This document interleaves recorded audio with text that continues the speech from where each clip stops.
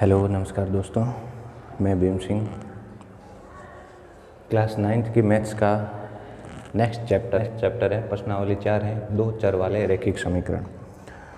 तो बच्चों, दो चर वाले रैखिक समीकरण, इस चैप्टर को पढ़ने से पहले अपने को कुछ चीज़ें पहले वाले चैप्टर की आनी चाहिए। यानी कि मैंने इससे पहले वाला जो वीडियो बनाया है उसके अंदर तीन एक्सरसाइज करवाई है, संख्या पद्धति, बहुपद और निर्देशांक ज्यामिति, जिसके अंदर आपको बहुपद और निर्देशांक ज्यामिति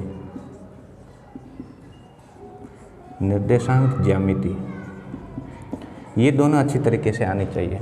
दोनों अच्छी तरीके से आएगी तभी आपको दो चर वाले रैखिक समीकरण आप इसमें से पढ़ लोगे। तो अगर जिन्होंने ये नहीं पढ़ा है दोनों, वो दोनों पिछले वाले वीडियो में जाके देख लें, उसके बाद में यहाँ शुरू हुए। चलो, अपन सबसे पहले चैप्टर का नाम है दो चर वाले रैखिक समीकरण। तो पहले चैप्टर के नाम का मतलब समझते हैं। देखो बच्चों, यहाँ पे पहले वाले मैं रिवाइज करवा देता हूँ। जो बहुपद था, बहुपद किसे कहते थे? एक उदाहरण अगर मैंने लिया था 3x + 4, बताओ इसके अंदर चर कितने हैं? एक ही चर है, x है। इसके अंदर पद कितने हैं? दो पद हैं। x की अधिकतम घात कितनी है? एक है, इसलिए एक चर वाला और एक ही घात वाला बहुपद है। एक चर वाला एक ही घात वाला जो बहुपद होता है उसे बोलते हैं रैखिक बहुपद। यहाँ पे अपन बात करेंगे समीकरण। तो समीकरण किसे कहते हैं? अगर मैं इस बहुपद में =0 कर दूं, जैसे ही मैंने =0 किया तो ये पूरा का पूरा जो है ये बन जाएगा समीकरण। =0 नहीं है तब बहुपद, =0 आ गया तो ये बन गया समीकरण बन गया। अब ऐसे समीकरण जिसके अंदर चर की अधिकतम घात 1 हो उसे बोलते हैं रैखिक। रैखिक का मतलब होता है चर की अधिकतम घात कितनी हो? 1 हो। यहाँ पे फिर देखो, यहाँ पे चर कौन है? x है। चर मैंने पिछले वाले वीडियो में बताया था कि ABCD के जो भी अक्षर हैं x, y, z, p, q, l जो भी वेरिएबल्स होते हैं उन्हें चर बोलते हैं। यहाँ पर आ रहा है फिर समीकरण हो गया, रैखिक हो गया। अब आती है बात चर की कि दो चर वाले रैखिक समीकरण। यहाँ पे चर एक ही हैं। तो मैं उदाहरण लेके आपको बताता हूँ। जैसे मान लो मैंने ले लिया है 2x + 3y + 5 = 0। इसके अंदर सबसे पहले इसके अंदर बताएं कि इसके अंदर पद कितने हैं। प्लस माइनस टुकड़े होके 1, 2, 3 पद है। दूसरा है कि ये समीकरण है या बहुपद है। ये एक समीकरण है क्योंकि =0 आ रहा है। दूसरी बात है कि इसके अंदर चर कितने हैं? 1, 2, एक x है और एक y है, दो चर वाले। तीसरी बात है कि रैखिक कैसे? यहाँ पे देखो x की अधिकतम घात कितनी है? 1। y की अधिकतम घात कितनी है? 1। इसलिए ये हो जाएगा रैखिक। चर कितने हैं? 2, x और y। तो ये हो जाएंगे दो चर और ये =0 आ रहा है, इसलिए ये हो जाएगा समीकरण। तो सबसे पहले पार्ट का नाम, चैप्टर का नाम, प्रश्नावली का नाम जो है कि भाई दो चर वाले रैखिक समीकरण क्या होते हैं। तो दो चर वाले x और y के अलावा भी कुछ हो सकता है, p, q जो भी हो, लेकिन अपन x और y लेके ही चल रहे हैं, ठीक है। तो दो चर वाले रैखिक समीकरण हो गए। इसके अंदर एक इम्पोर्टेंट पॉइंट्स मैंने कल बताया था कि जो चर होते हैं, चर इनकी जो घातें होती हैं, चर की जो घात होती हैं वो हमेशा धनात्मक पूर्णांक आती हैं। ध्यान रखना बहुत अच्छा। चर की जो घात है वो कैसी होनी चाहिए? धनात्मक पूर्णांक। अब अपन कुछ उदाहरण ले रहे हैं यहाँ पर। इस उदाहरण से अपन देखेंगे कि ये दो चर वाले रैखिक समीकरण है या नहीं है। चलो, फर्स्ट है। इसके अंदर मुझे बताएं, पहले देख लो कि इसके अंदर टोटल पद कितने हैं। 1, 2 पद है। चर कितने हैं? चर इसके अंदर 1 है और चर की अधिकतम घात कितनी है? 1। तो ये तो एक चर वाला हो गया, यानी कि दो चर इसमें है नहीं। दूसरा मुझे इसमें ये भी बताएं चलो कि यहाँ पर ये जो है एक चर वाला रैखिक समीकरण है, इसके अंदर अगर मैं x की घात ले लूँ 3/2, 2x की घात 3/2 + 5, फिर ये रैखिक समीकरण है या नहीं? फिर ये रैखिक समीकरण नहीं होगा, क्योंकि जो चर होता है उसकी जो पावर होनी चाहिए वो चर राशि की, चर की घात धनात्मक पूर्णांक होनी चाहिए। यहाँ पर आओ, यहाँ पर x की अधिकतम घात कितनी है? 1 है, तो ये एक घात वाला समीकरण हो जाएगा और चर भी एक ही है। इसमें भी चर कितने हैं? एक ही चर हैं और उसकी भी अधिकतम घात कितनी है? 1 है। यहाँ पे देखो चर कितने हैं? 2, x और y, दोनों की अधिकतम पावर कितनी है? इसकी भी 1 है, इसकी भी 1 है। तो ये दो चर वाले प्लस रैखिक प्लस समीकरण, तो दो चर वाले रैखिक समीकरण हो गया ये।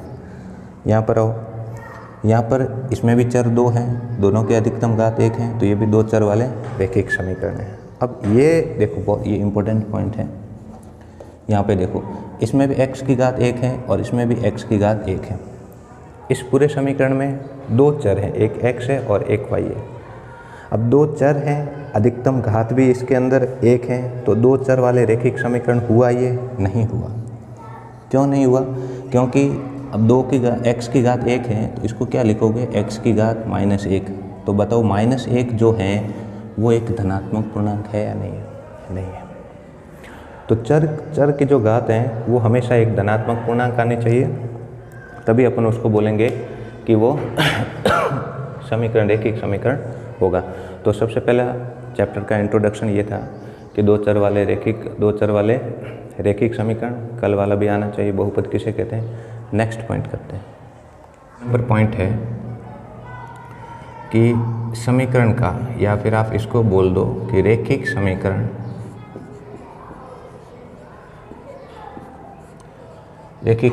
का हल। अब इस रैखिक समीकरण का जो हल है वो हल कैसे निकालेंगे, रैखिक समीकरण का हल कैसे करेंगे, ठीक है। अब मैं एक एग्जांपल लेता हूँ। जैसे मैंने एक एग्जांपल ये ले लिया कि 2x - 10 = 0। तो पहले तो मुझे ये बताएं कि ये इसके अंदर चर 1 है या 2 है। इसके अंदर चर 1 ही है, वो है x, इसलिए अभी इसमें तो आ नहीं रहा है अपने चैप्टर में, लेकिन अभी इसको अपन समझते हैं।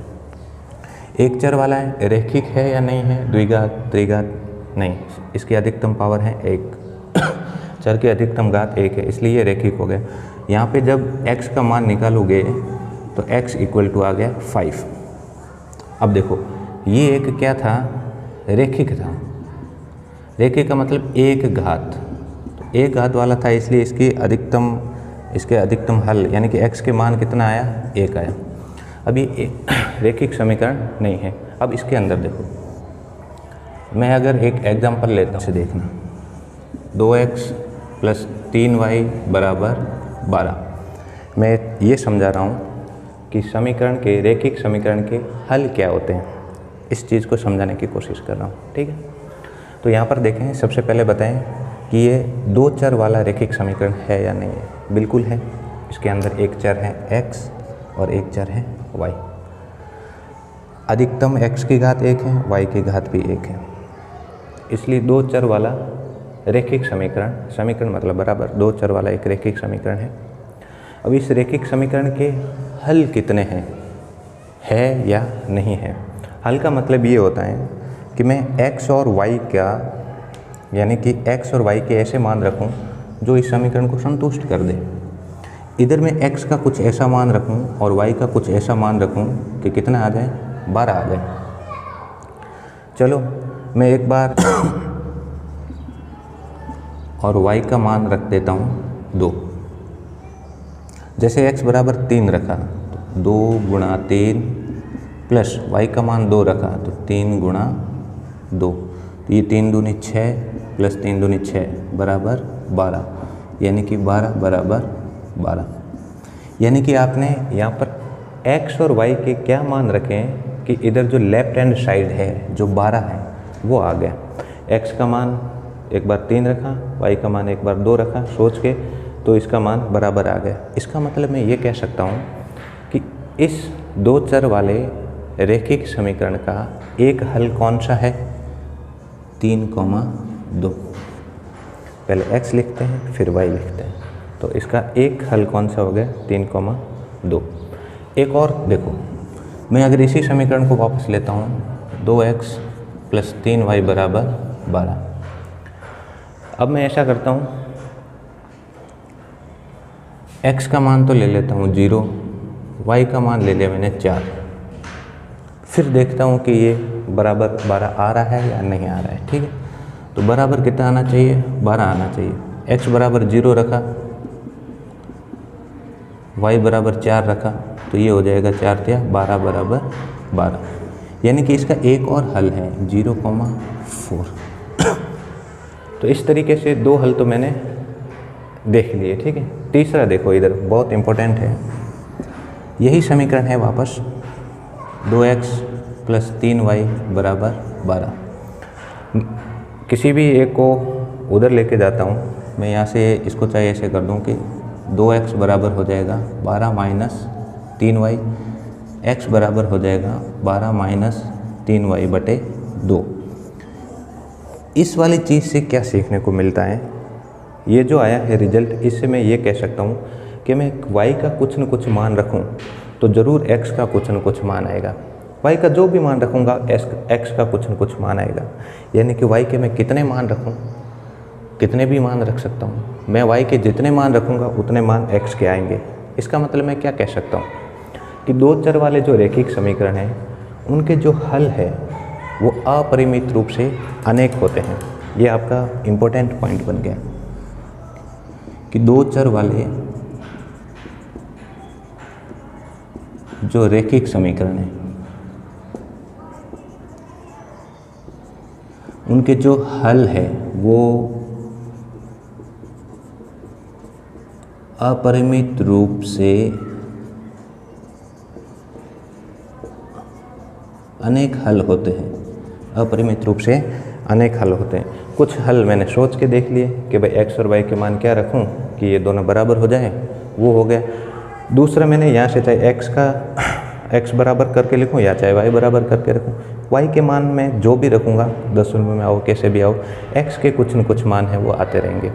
इस तरीके से मैं बोल सकता हूँ कि दो चर वाले रैखिक समीकरण होते हैं, उसके असमान रूप से, अपरिमित रूप से बहुत सारे हल होते हैं। नेक्स्ट पॉइंट है, तीसरा पॉइंट है कि रैखिक समीकरण का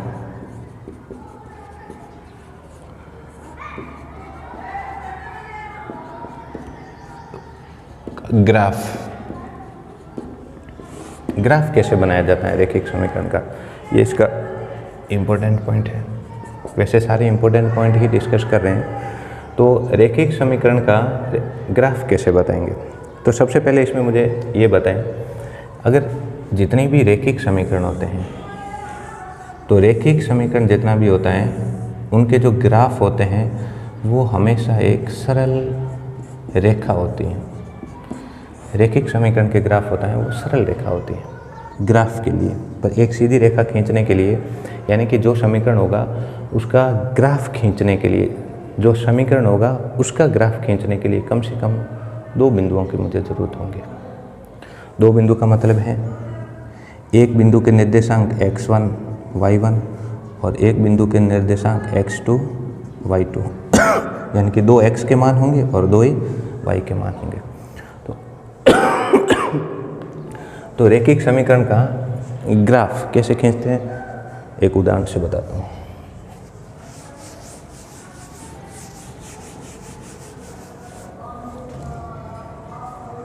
चलो एक उदाहरण लेता हूँ। उदाहरण के तौर पे मैं वापस यही ले लेता हूँ, एक रैखिक समीकरण ले लेता हूँ, 2x + 3y = 12। मुझे सिर्फ इसका ग्राफ खींचना है। तो यहाँ पे कम से कम मुझे, अब रैखिक समीकरण है, सीधी सी बात है, तो रैखिक समीकरण है, तो अब कल वाला जिसने निर्देशांक ज्यामिति नहीं पढ़ा है तो उसके लिए थोड़ी ये दिक्कत हो सकती है। तो यहाँ पे ये x के मान है 1 2 -x चलता जाएगा, प्लस के y माइनस के Y plus X minus X plus Y और माइनस वाई। अब देखो यहाँ पे पहले तो मुझे ये बताएं, ये दो चर है, दो चर वाला ये रैखिक समीकरण है क्योंकि इसके भी अधिकतम घात एक है, इसके भी अधिकतम घात एक है, तो ये दो चर वाले रैखिक समीकरण हो गया। अगर ये रैखिक समीकरण है तो फिर इसका जो ग्राफ होगा वो होगा एक सरल रेखा, और सरल रेखा के लिए कम से कम कितने बिंदु की ज़रूरत पड़ेगी? 2 बिंदु। चलो 2 बिंदु लेके आते हैं, किस तरीके से करेंगे। 2 बिंदु का मतलब ये हो गया कि आपको इसके 2 हल लाने, और इससे पहले वाला अपन ने पॉइंट पढ़ लिया है कि किसी भी रैखिक समीकरण के अगर आपने 2 हल निकाल दिए हैं, किसी भी रैखिक समीकरण के आपने 2 हल निकाल दिए हैं, दोनों हल को अगर आपको ग्राफ पे आपने प्लॉट कर दिया है तो फिर से उसको मिलाने से उसका ग्राफ बन जाएगा। देखो यहाँ पे सबसे पहले मैं x बराबर रखता हूँ 3 और y बराबर रखता हूँ 2। तो x बराबर 3 रखने पर और y बराबर 2 रखने पर ये इसका हल है या नहीं देखता हूँ। तो x बराबर 3 और y बराबर 2, यानी कि इसका हल, एक हल कौन सा हो जाएगा? 3,2। लेकिन एक दूसरा और तरीका है जिसमें थोड़ा सोच के करना पड़ेगा, उसी को ही देख लेते हैं। दूसरा तरीका ये है, अभी मैंने बताया था कि अपरिमित रूप से अनेक हल होते हैं, तो उसमें आप क्या करो कि सिर्फ x का मान निकालो कि भाई 2x बराबर हो जाएगा 12 माइनस 3y, प्लस का 3y है, उधर गया तो माइनस का 3y, तो यहाँ से x बराबर हो जाएगा 12 माइनस 3y बटे 2। अब y के ऐसे मान रखो जिससे x का मान आता रहे, यानी कि y के ऐसे मान रखो जिससे ऊपर वाली पूरी संख्या है वो 2 से उसके अंदर 2 का पूरा भाग चला जाए।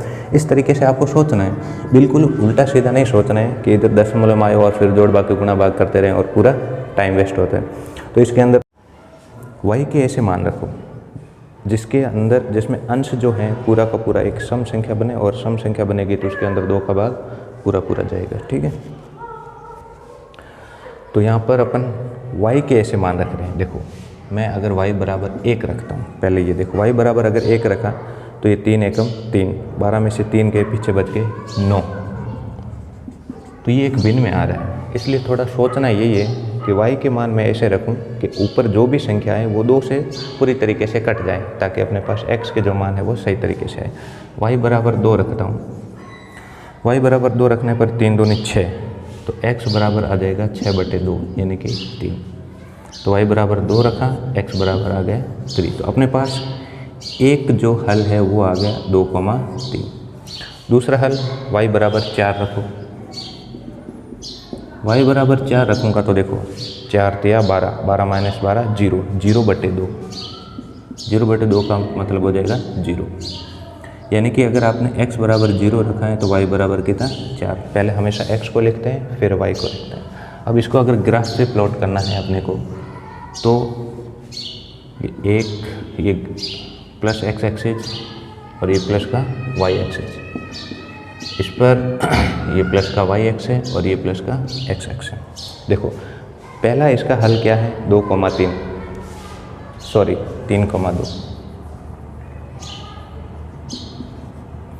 पहला है 3,2, तो x बराबर 3 y बराबर 2, इन दोनों को आपस में मिलाओगे तो यहाँ पर आएगा बिंदु। दूसरा है 0,4, x बराबर 0 y बराबर 4, x बराबर 0 और y बराबर 4 यहाँ पर आएगा। इसको अगर आप मिला दोगे तो ये जो ग्राफ बनेगा ये आ जाएगा 2x प्लस 3y बराबर 12, ठीक है। तो इस तरीके से आप कोई भी 2 चर वाले रैखिक समीकरण है उसका आप ग्राफ बना सकते हो, ठीक है। रैखिक समीकरण है मतलब जो भी ग्राफ बनेगा वो एक सीधी सरल रेखा होगा। तो इस तरीके से अपने एक्सरसाइज 4 के इम्पोर्टेंट पॉइंट्स कंप्लीट हो गए। नेक्स्ट एक्सरसाइज बहुत इम्पोर्टेंट, बहुत अच्छी, वो है एक्सरसाइज नंबर 5 है ज्योमेट्री। वो अपन नेक्स्ट वीडियो में पढ़ेंगे। तब तक के लिए थैंक यू।